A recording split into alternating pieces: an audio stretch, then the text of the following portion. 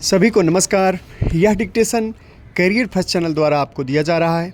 लिखने के लिए तैयार रहें। Ready start. उद्योग में प्रौद्योगिकी का बड़ा महत्व है और कई क्षेत्रों में तो इसका उपयोग अपरिहार्य है। उद्योग ने कई बार यह शिकायत की है कि देश में विकसित ज्ञान और जानकारी का उपयोग अभी करना संभव नहीं है, क्योंकि अभी तक इनका विकास इतना नहीं हुआ कि उत्पादन वृद्धि में उनका उपयोग किया जा सके।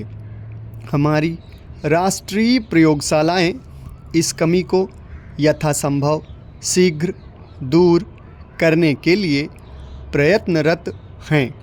इसके साथ साथ उद्योगों को भी विदेशी जानकारी के आयात की बजाय जिसमें कोई प्रयत्न नहीं करना पड़ता है, देश में उपलब्ध जानकारी का पूरा उपयोग करने का प्रयत्न करना चाहिए।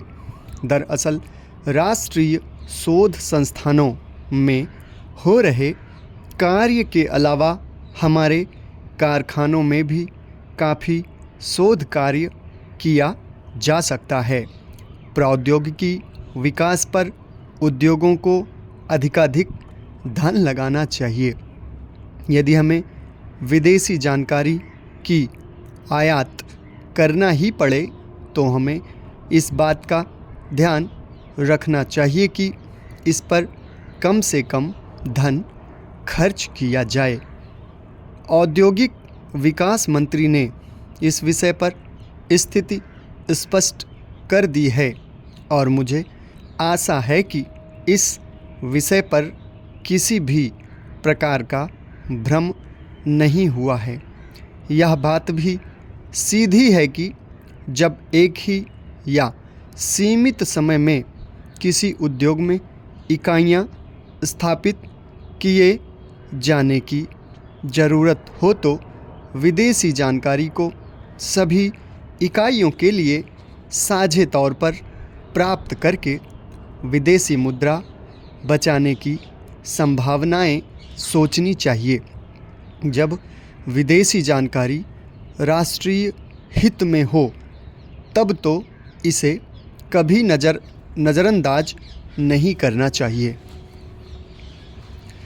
आध्यात्मिकता एक गहन और बहुआयामी अवधारणा है जो मानव अस्तित्व और ब्रह्मांड के सार की खोज करने के उद्देश्य से कई तरह की मान्यताओं और प्रथाओं को शामिल करती है।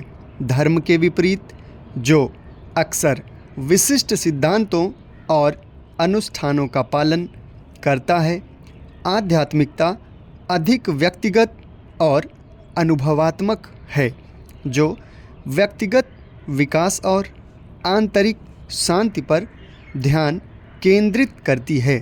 यहाँ विचार करने के लिए 6 बिंदु दिए गए हैं। आध्यात्मिकता जीवन को एक अलग और वस्तुनिष्ठ दृष्टिकोण से देखने का एक तरीका है। आध्यात्मिक रूप से प्रवृत्त होना स्वयं की उच्चतर गहरी भावना से जुड़ना है।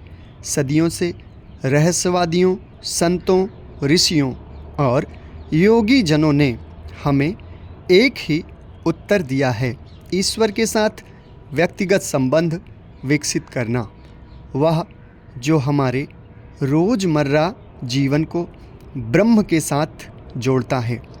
आध्यात्मिक जीवन उस संबंध को विकसित करने का व्यावहारिक तरीका है।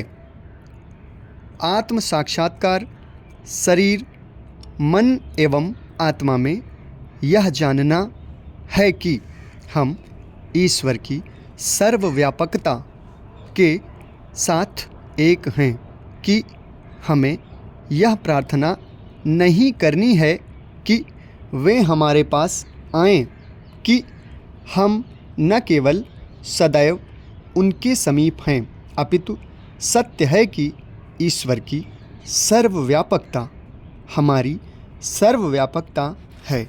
समाप्त। धन्यवाद।